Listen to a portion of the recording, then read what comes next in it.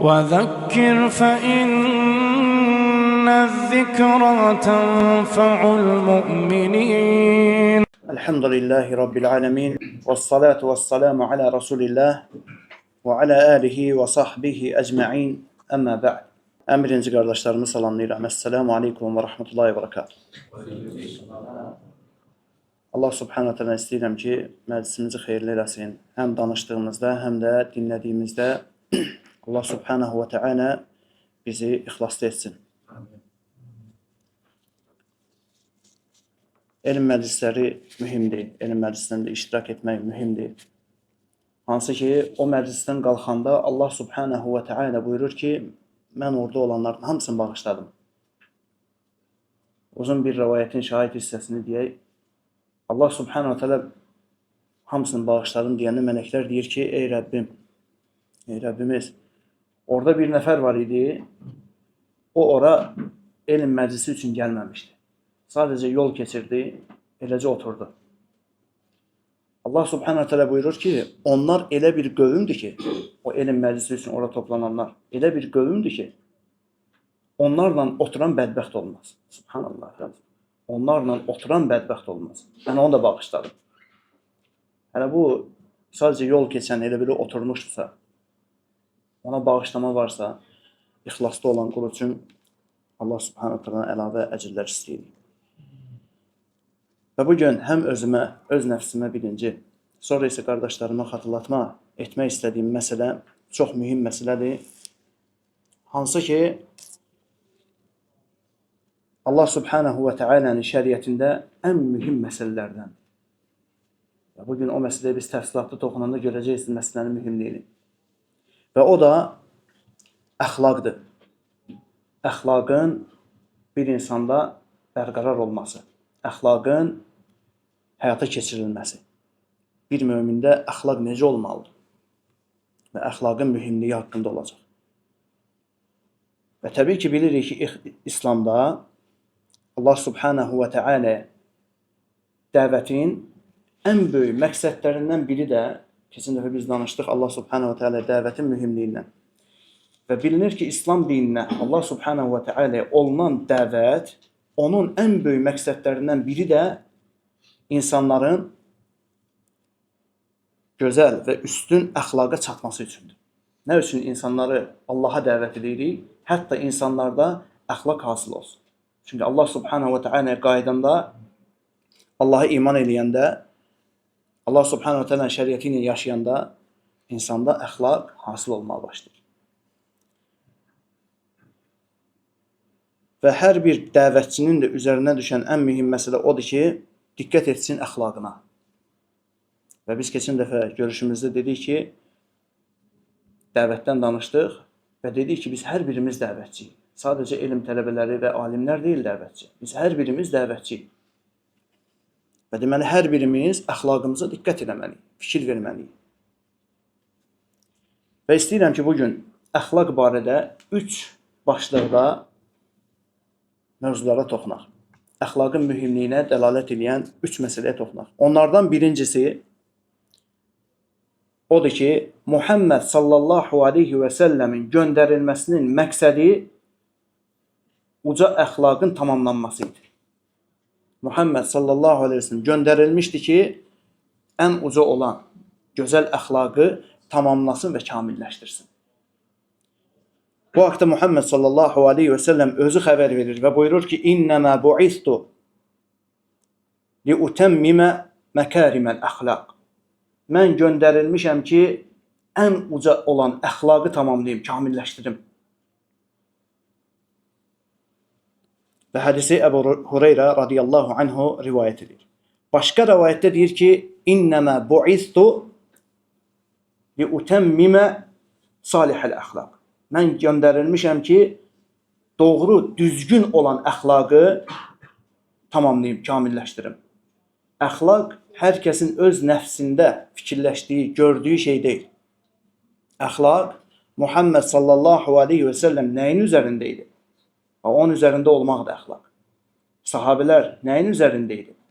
Müamilə məsələlərində olsun və s. Əxlaq da, əxlaq odur həqiqi əxlaq. Fikir versəz, bu hədisdə Muhammed sallallahu aleyhi ve sellem buyurdu ki, mən göndərilmişəm ki, uca əxlaqı tamamlayım, kamilləşdirim. Sanki bu hədisdə işarə var ki, özündən əvvəlki peyğəmbərlər əxlaqa dəvət ediblər və əxlaqı çatdırıblar. Yəni, sanki əxlaq binası artıq bünövrəsi qoyulmuşdur. Muhammed sallallahu aleyhi ve sellem gəldi ki, o binanı kamilləşdirsin, tamamlasın. Və elhamdülillah, Muhammed sallallahu aleyhi ve sellemin gəlməyi ilə də həqiqətən də o əxlaq ən kamil hala çatdı.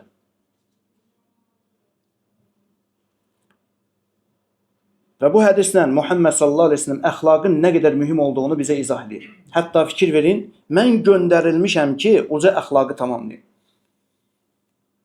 Halbuki Rəsulların göndərilməsindəki ən mühüm məsələ tövhidin yayılmağıdır və şirkdən insanların çəkindirilməyidir. Amma bu hədisin zahirindən biz elə görürük ki, Allah subhanahu teala öz rəsulunu məhz əxlaqın tamamlanması üçün göndərib. Yəni, Muhammed sallallahu aleyhi ve sellem əslində burada nəbəvi bir üslub işlədir. Bir şeyin əhəmmiyyətini göstərmək üçün. Amma biz bilirik ki, əqidə məsələləri olsun, Allah subhanahu teala ibadət olunub ona şirk qoşulmaması məsələləri olsun, bunlar əxlaqdan da ən birincidir. Sadəcə nəyə görə bu hədisdə əxlaqın bu şiddətlilikdə mühümliyini vurğuluyur Muhammed sallallahu aleyhi ve sellem? Sual verə bilər kimsə ki, nə üçün mən göndərilmişəm ki, əxlaqı tamamlayım? Tövhid və şirk kimi məsələləri zikr etmədən bunu deyir Allah Rasulü. Çünki əqidə elə bir şeydir ki, cavab odur ki, əqidə elə bir şeydir ki, o insan qəlbində olur. Əqidə qəlblə, etiqadi məsələdir. Amma əxlaq insanın zahirində olan məsələ. Və insanlar sənin qəlbini görmürlər. Sənin qəlbindəki etiqadı bilmirlər. Amma insanlar sənin zahirdə əməllərini görürlər. Əxlaqını görə bilirlər. Və ona dəyər verirlər. Sənin əqidəvin ona çatdırılması üçün, səndən o əqidəni götürməsi üçün səndə əxlaq olmalıdır. Əgər səndə əxlaq görməzsə, o qəlbdən tökülənləri qəbul eləməyəcək.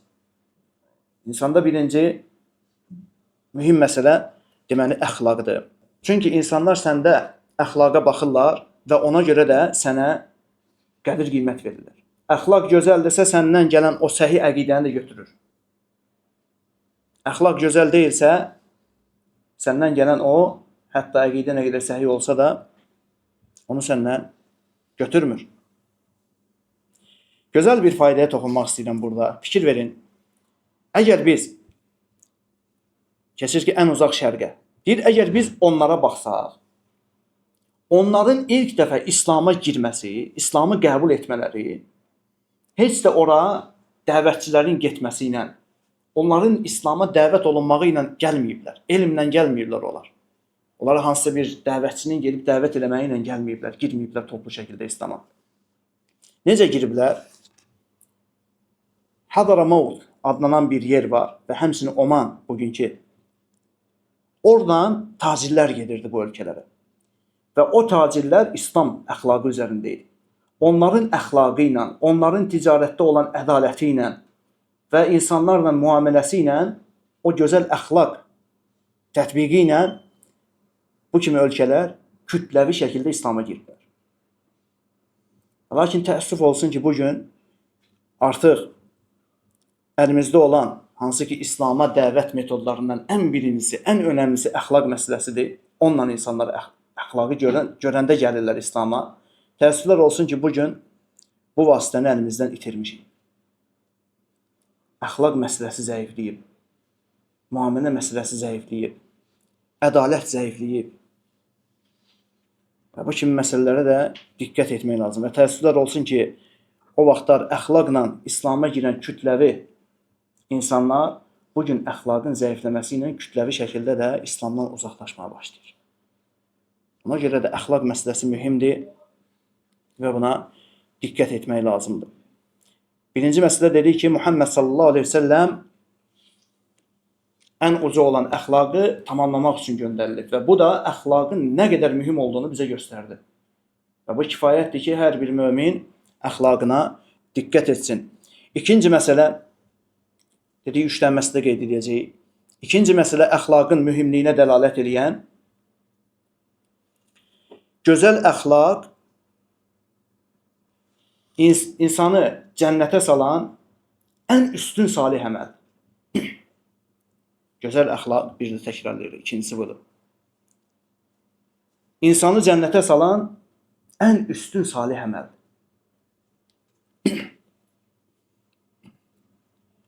Muhammed sallallahu aleyhi və səlləm bir hədisində buyurur ki, hədisi rəvayət edir Əbi Tha'labətəl Xuşəni radiyallahu anhu. Deyir ki, ənə Rasulullah sallallahu aleyhi və səlləmə qal. Deyir, Muhammed sallallahu aleyhi və səlləm buyurdu ki, İnnə əhəbbəkum iləyyə, sizin içərinizdə mənə ən sevimli olan. Subhanallah lazım. Vallahi, əlimizdə sadəcə bu hədis olsa, başqa əxlaq barədə heç bir əlimizdə dəlil olmasa, heç bir ona həvəsləndirən bir şey olmasa, vallahi, qəlbində iman olan, Rasul Muhammed sallallahu aleyhi və səlləmə qəlbində sevgi olan hər bir kəsə bu hədis kifayət edir. Muhammed sallallahu aleyhi və səlləm buyurur ki hədisdə, İnnə əhəbbəkum iləyyə, sizin içərinizdə mənə ən sevimli olan. İstəyirsənmi Muhammed sallallahu aleyhi və səlləm səni sevsin? Subhanallah. Sizin içərinizdə mənə ən sevimli olanı. Və əqrabəkum minni fil axirəti məclisən, və qiyamət günü axirətdə məclis olaraq, mənlə oturmaq olaraq, mənə ən yaxın olanınız, Allahu Akbar, mənlə ən yaxın oturacaq olanınız, əhəsinukum əxlaqa, əxlaqı ən gözəl olanınızdır. Qardaşım, istəyirsən Muhammed sallallahu aleyhi ve sellem ən çox səni sevsin. Əxlaqı ən gözəl olanınız mənə ən sevimli olanınızdır. Və ən yaxınımda əyləşənlər onlar olacaqdır. Allah subhanahu taala bizi onlardan etsin. Sonra buyurur ki, hədisin davamında Muhammed sallallahu aleyhi ve sellem, və bu da kimdə ki pis əxlaqdan nəsə var, bu hədisin davamı o insan üçün kifayətdir ki, o pis əxlaqı özündən təmizləsin, yığışdırsın. Muhammed sallallahu aleyhi ve sellem buyurur ki, hədisin davamında, və innə əbğadakum iləyyə, sizin içərinizdən ən çox qəzəb etdiyim, qəzəbləndiyim, və əb'adakum minni fil axirəti, və axirətdən mənə ən uzaq olanınız, əsvaukum əxlaqan, əxlaqı ən pis olanınızdır. Bu pis əxlaqdan da Allah subhanahu və teala'ya sığınırıq. Və başqa bir hədisdə Əbu Hureyra radiyallahu anhu deyir ki, Allah Resulü, qalə Rasulullah sallallahu aleyhi ve sellem, Allah Resulü belə buyurdu. Əkməlul müminə imanən, iman cəhətdən möminlərin ən kamili, möminlərin içərisində ən kamili. Əhsənuhum xuluqan, əxlaqı ən gözəl olanınızdır. Kimin əxlaqı ən gözəldirsə, imanı ən kamil olan da odur. Allah subhanahu teala bizi əxlaqı ən gözəl olan möminlərdən eləsin. Başqa bir hədisdə Cabir ibn Samuradan radiyallahu anhudan rəvayət olunur ki, qalə Rasulullah sallallahu aleyhi və səlləm, deyir ki, Muhammed sallallahu aleyhi və səlləm buyurdu, İnnəl fuhşə və təfəhhüşə leysə minəl İslam. Deyir ki, çirkin, haqsız və kobud olan söz və davranışlar və o davranışları, yəni pis əxlaqı adət halına çevirmək nədir? İslamdan deyil. Və innə əhsənən nəs İslamən. İslamı ən gözəl. Bayaq dedi ki, imanı ən gözəl olan mömin. İndi bu hədisdə deyir ki, İslamı ən gözəl olan insanların içərisində əhsənuhum xuluqan. Əxlaqı ən gözəl olandır. Bu hədislər fikir verin. İmanı ən kamil olan kimdir? Əxlaqı ən gözəl olan. İslamı ən gözəl olan kimdir? Əxlaqı ən gözəl olan. Qiyamət günü Muhammed sallallahu aleyhi ve sellemə ən sevimli olan kimdir? Əxlaqı ən gözəl olan. Qiyamət günü axirətdə Muhammed sallallahu aleyhi ve sellem məclisində ona ən yaxın oturan kimdir? Əxlaqı ən gözəl olanlar. Subhanallah lazım. Yəni bu bizim toxunduğumuz bəzi fəzilətlərdir.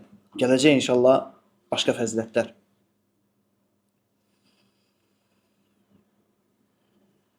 Fikir verin, Muhammed sallallahu aleyhi ve sellem bir hədisdə əxlaqın qiyamət gün tərəzidə ən ağır gəlməsindən danışır. Deyir ki, mə min şeyin yuda'u fil mizan. Elə bir şey yoxdur ki, qiyamət günü o tərəziyə qoyulsun. Əsqalə min husnul xulq. Və o gözəl əxlaqdan daha üstün olsun. Sual yarana bilər ki, başqa bir hədisdə gəlir ki, qiyamət günü tərəzidə ən ağır gələn qulun əməli la ilahə illallah olacaq. Bayaq dediyimiz kimi, bu nəbəvi bir üslubdur. Bir məsələnin əhəmmiyyətini göstərmək üçün fərqli vaxtlarda, fərqli məkanlarda, fərqli şəxslərə fərqli sözlərin deyilməyi. Məsələn, biz baxsa başqa məsələlərdə Muhammed sallallahu aleyhi ve sellem bu üslubdan istifadə etməyinə və bu da hikmətdəndir, hikmətli dəvətdəndir. Məkanı, zamanı və şəxsləri nəzərə almaq. Şeyx Fovzan deyir ki, dediyin söz haqq olsa da, yeri, zamanı və şəxsi düzgün seçməsən, fəsad törədəcəksən. Muhammed sallallahu aleyhi ve sellem məsələn, İbn Məsud radiyallahu anhu deyir ki, mən soruşdum Muhammed sallallahu aleyhi ve sellemdən, əyyul əməli afdal. Hansı əməl daha fəzilətlidir? Dedi ki, Muhammed sallallahu aleyhi ve sellem, əs-salatu li vaktihə. Vaxtında qılınan namaz. Fikir verin, ən fəzilətli əməl hansıdır? Vaxtında qılınan namaz. Əbu Hureyra radiyallahu anhudan gələn bir hədis var. Soruşur ki, daha doğrusu Əbu Hureyra radiyallahu anhu deyir ki, suilən nəbi sallallahu aleyhi ve sellem. Peyğəmbər sallallahu aleyhi ve sellem soruşuldu. Əyyül ə'məli afdal. Hansı əməllər daha fəzilətlidir? Və Muhammed sallallahu aleyhi ve sellem buyurdu ki, İmanun billah və rasulih. Allaha və Rəsuluna iman etmək. Fikir verin. Amma digər şəxsi isə demişdi ki, İbn Məsuda nə demişdi? Vaxtında qılınan namaz. Başqa bir sahabə gəlir soruşur, Əbi Zər radiyallahu anhu. Deyir ki, əyyül əmali afdal. Soruşdum Allah arasında, hansı əməl daha fəzilətlidir? Və dedi ki, əl-imanu billah vəl-cihadu fi səbilillah. Bayaq demiş ki, əl-imanu billah və rasulih. İndi istədir ki, əl-imanu billah vəl-cihadu fi səbilillah. Fikir verin. Hər şəxsə, hər məqamda başqa bir nəsiyyətin olunması və onun daha fəzilətli bir əməl kimi göstərilməsi. Və bu da şəxsdən şəxsə dəyişir, dəvətin hikmətlərindəndir dedik. Sonra Muhammed sallallahu aleyhi ve sellem hədisin davamında buyurur ki, və innə sahibə husnul xuluqi lə yəbluğa bihi dərəcətən sahibə savmi və salət. Həqiqətən də gözəl əxlaq sahibi özündə olan gözəl əxlaqa görə oruç tutub namaz qılanların dərəcəsinə çatır. Oruç tutub namaz qılanların gözəl əxlaqı ilə dərəcəsinə çata bilir.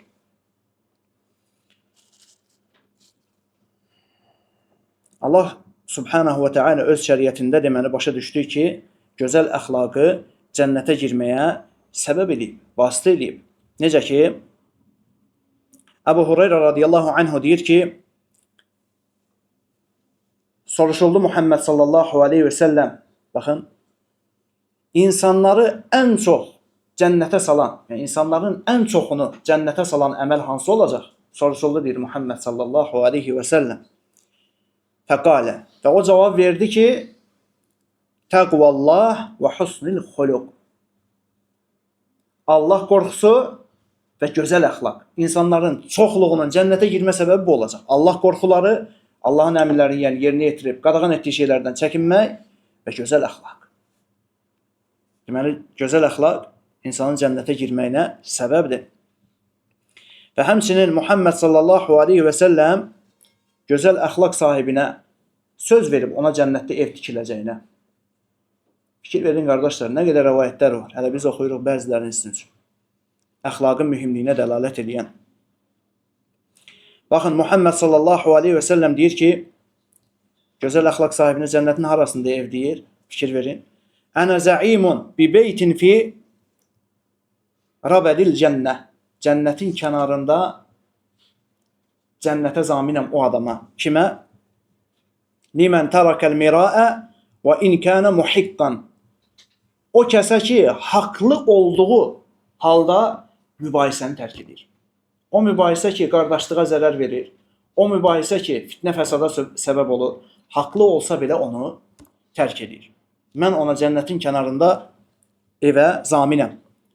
Və bi beytin fi vasatil cənnəti limən tarakəl kəzibə və in kənə məzihən.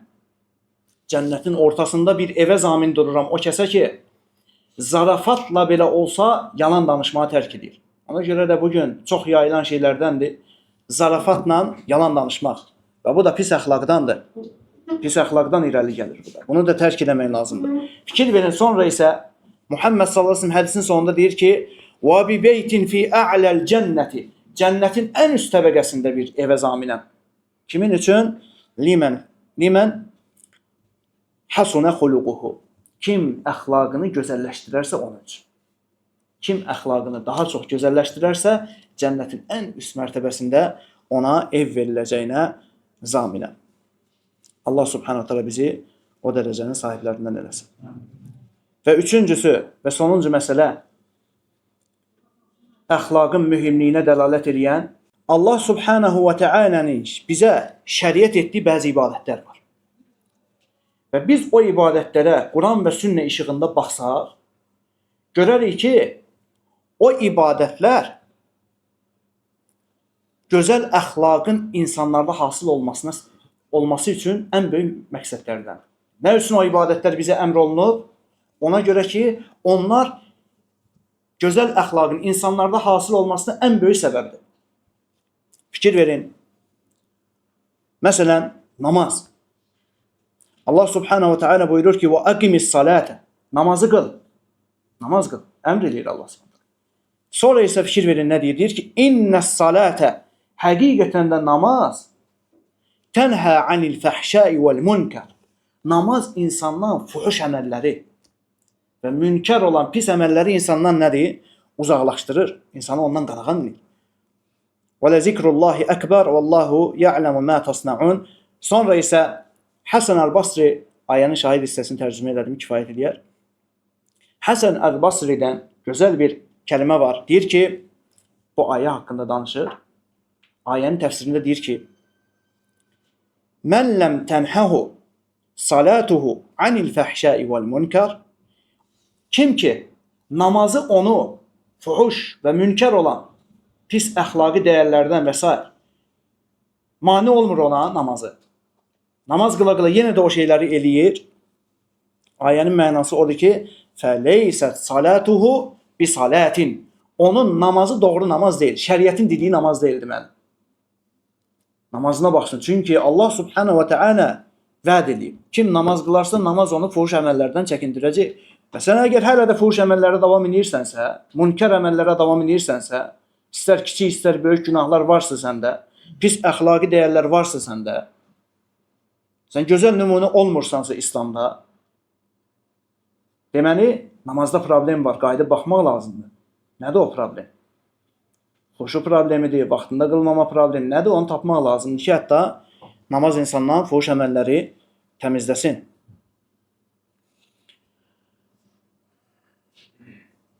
Fikir verin, dedi ki, namaz insandan fuhuş əməlləri, münkər əməlləri təmizləyir. Və ən böyük məqsəd də ibadətlərdə fikir verin, insanları bu şeylərdən, pis əxlaqi dəyərlərdən çəkindirməkdir. Necə ki, namazda olduğu kimi. Və həmçinin zəkat, məsələn, biz zəkat ibadətinin bizə əmr olunmağına fikir versək, orada da bizə əxlaqı tapacaq. Allah subhanahu wa ta'ala buyurur ki: "Xuz min amwalihim sadaqah." Onların mallarından zəkatdan götür, zəkat payını götür. "Tutahhirhum və tuzakkihim biha və salli alayhim." Və el-ayə ayənin şahid hissəsi budur. Allah subhanahu wa ta'ala buyurur ki, onların mallarından zəkat götür, qoy o zəkat onları paklaşdırsın və təmizləsin. Nədən paklaşdırsın, nədən təmizləsin? Fikir versək, İmam Əs-Sa'di rahimehullah bu ayənin təfsirində deyir ki, nədən təmizləsin, nədən paklaşdırsın? Fikir verin. Ona görə də lazımdır ki, qardaşlar, elm öyrənmək. Xüsusən də ehtiyac var ərəb dilini öyrənməyə. Öyrənmək ki, hətta ayələrin təfsirinə qayıdasan, şərhinə qayıda bilərsən, alimlərə qayıda bilərsən. Sən bu ayəni dəfələrlə neçə dəfə istəyirsən oxu, bu cür başa düşə bilməyəsən o təfsiri oxumadıqca. Fikir verin, İmam Sa'di rahimehullah nə deyir burada? Nədən təmizləsin onları? Deyir ki, tutahhirhum və tuzakkihim biha, ey tutahhirhum minez-zunub. Yəni onları zəkat verməkləri, onları günahlardan təmizləsin və başqa nədən təmizləsin? Vəl əxlaq ər-razilə. Rəzil olan, pis olan, aşağı olan əxlaqdan da onları təmizləsin. Zəkat vermək insanın deməli əxlaqına təsir edir. Subhanallah lazım. İmam Sa'di rahimehullah deyir bunu öz təfsirində. Məsələn biz oruc ibadətinə həmçinin baxsaq, orada da biz əxlaqı taparıq. Oruc nə üçün bizə əmr olunub? Oxuyaq. Muhammed sallallahu aleyhi və səlləm bir hədisdə deyir ki, mən ləm yada qavləz-zur vəl-əməl bihi, kim yalan sözü, yalan danışmağı və onunla əməl etməyi tərk eləməzsə, fəleysə lillahi həcətun ən yada'a ta'aməhu və şərabəhu. Allahın ehtiyacı yoxdur onun yeməyi və içməyi tərk eləməklə. Yalan danışmaq ən pis əxlaqdandır. Fikir verin. Ən pis, ən aşağı əxlaqdan sayılır bir insanın yalancı olması. Ona heç kəs hörmət qoymaz. Onun sözünün dəyəri olmaz. Onun şahidliyi götürülməz. Fikir verin. Yalan o qədər alçalıcı bir vəsifdir. Allah Subhanahu taala bizi o vəsifdən qorusun. Fikir verin, Muhammed sallallahu əleyhi və səlləmin hədisine diqqət etsək, kim yalan danışmağı, yəni pis əxlaqı dəyərləri tərk eləməzsə, Allahın ehtiyacı yoxdur onun orucuna. Yemək içməyi tərk eləsə nə olacaq yəni? Ona görə də insan diqqət etməlidir və fikir versəz, deməli oruc ibadətində də əxlaq mühimdir. Əxlaq olmasa zaten Allah Subhanahu taala deyir ki, səni yemək və içməyi tərk edin. Yəni quru-quruya oruç tutmağa ehtiyacı yoxdur. Bayaq dedik ki, bu nədir? Nəbəvi bir üslubdur. Bir şeyin səbəbini açıqlayanda və s. üstünlüyün açısından fərqli rəvayətlər gələ bilər. Məsələn, biz əslində bilirik ki, orucun nazil olma, orucun bizə əmr olunma səbəbi bizdə təqvanın hasıl olmağıdır. Amma təqva ilə də əxlaq bir-biri ilə yanaşı gəlir. Necə ki, yuxarıdakı hədisdə gəldi ki, Allaha ən sevimli əməllərdən biri də Allahdan, daha doğrusu insanların ən çoxunu cənnətə salan nə idi? Təqva, Allah qorxusu və husnul xuluq. Muhammed sallallahu əleyhi və səlləm ikisini bir yerdə deyib. Təqva və gözəl əxlaqdır insanların çoxunu cənnətə salan. Və bu hədisdə biz gördük ki, orucun nazil olmasındakı əsas səbəblərdən biri də insandan pis əxlaqı yığışdırmaqdır. Yalan danışmaq kimi bir vəsfi insandan yığışdırmaqdır. Amma ayət-i kəriməyə qayıtsaq, Allah subhanahu teala buyurur ki, Ya eyyuhəl-ləzīnə əmənu, ey iman gətirənlər, kutibə aleykumus-siyam, sizin üzərinizə oruc fərz olundu. Kəmə kutibə aləl-ləzīnə min qablikum, sizdən əvvəlkilərə fərz olunduğu kimi. Ləalləkum təttəqun. Nə üçün fərz olunub? Ləalləkum təttəqun. Ola bilsin ki, siz bundan Allahdan qorxasınız oruç tutmaqla. Deməli, oruç tutmağın da əsas qayəsi nazil olub ki, təqvalı olaq və hədisdə də gəlir ki, gözəl əxlaq sahibi olaq deyədir. Muhammed sallallahu aleyhi və səlləm, qısa inşallah buna da toxunaq, yekunlaşdıraq. Muhammed sallallahu aleyhi və səlləm bizə xəbər verib ki, bəyan edib ki, pis əxlaq insanın salih əməllərini ondan yuyur, aparır. Yəni, salih əməlləri insandan yox edir. İnsandan etməmiş kimi götürür. Necə olur? Muhammed sallallahu aleyhi və səlləm bir hədisdə deyir ki, Həl tədruna mənil muflis. Bilirsiniz muflis kimdir? Ziyana uğrayan, zərər çəkən, muflis olan. Kimdir bilirsiniz? Qalu. Sahabələr dedilər ki, Əl-muflisu finə. Bizim yanımızda, yəni bizə görə, bizim başa düşdüyümüz muflis odur ki, ya Rasulallah, ey Allahın Rəsulu, mən lə dirhəmə ləhu və lə mətə'. O kəs ki, onun pulu və malı yoxdur. O bizim yanımızda muflisdir. Və qalə Rasulullah sallallahu aleyhi ve sellem və Muhammed sallallahu aleyhi ve sellem muflisin kim olduğunu açıqlayır hədisdə indi. Allah subhanahu wa ta'ala bizi muflis olmaqdan qorusun.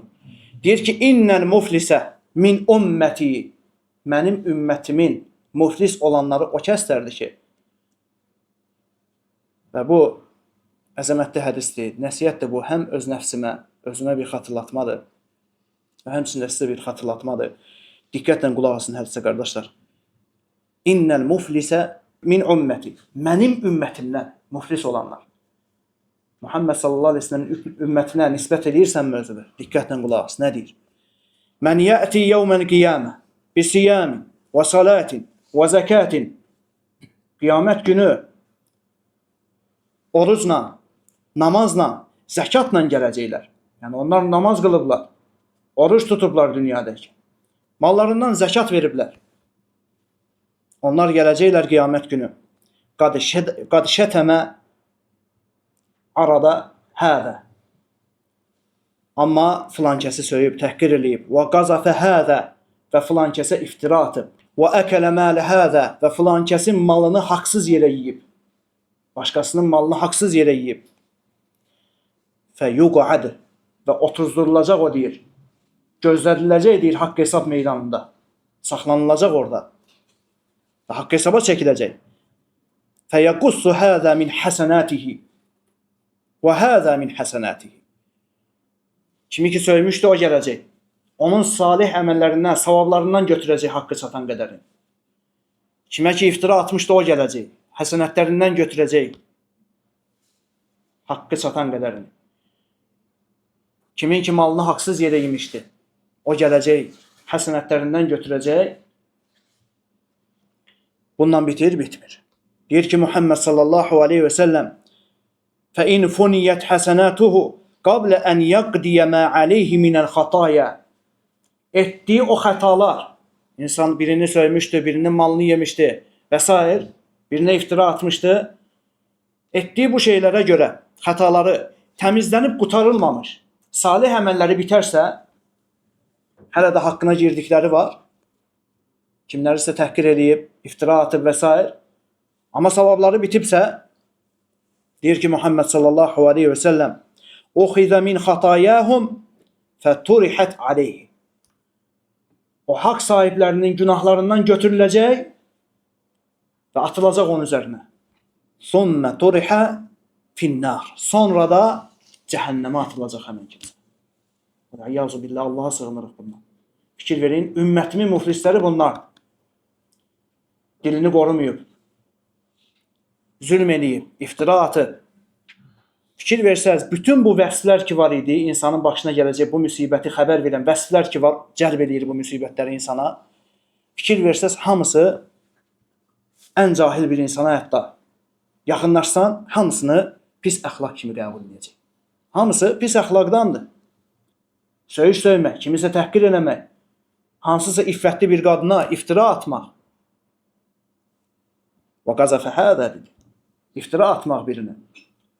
Və yaxud da haqsız yerə başqasının malını yemək. Kimdən soruşsan bunları, hətta şəri elmi olmasa da, bu hədisləri bilməsə də, deyər ki, bu pis əxlaqdandır. Allah subhanahu wa ta'ala istəyirəm ki, pis əxlaqdan bizi qorusun. Allah subhanahu wa ta'ala ən kamil əxlaq sahibi olan möminlərdən etsin bizi. Allah subhanahu wa ta'ala əxlaqı ilə cənnətə Muhammed sallallahu aleyhi və səlləmə ən sevimli olaraq və ona ən yaxın olaraq girməyi Allah subhanahu wa ta'ala hamımızı müvəffəq etsin. Və istəyirəm ki, Allah subhanahu wa ta'ala bu məclisimizdən bizə hamımıza əcr yazsın. Və buradan qalxanda Allah subhanahu wa ta'ala oradakı qullarımı bağışladım dediyi qullarından eləsin bizi. Subhanakallahumma və bihamdik, əşhədu an la ilahə illə ənd, əstəğfiruka və ətubu ileyk.